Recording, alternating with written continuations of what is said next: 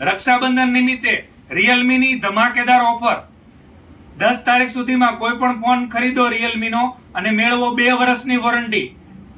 અમારા તરફથી 20 gift free. રિયલમીનું નવું મોડલ લોન્ચ થઈ ગયું છે ફક્ત 7,999 માં. 12 GB રેમ અને 6300 mAh ની હેવી બેટરી.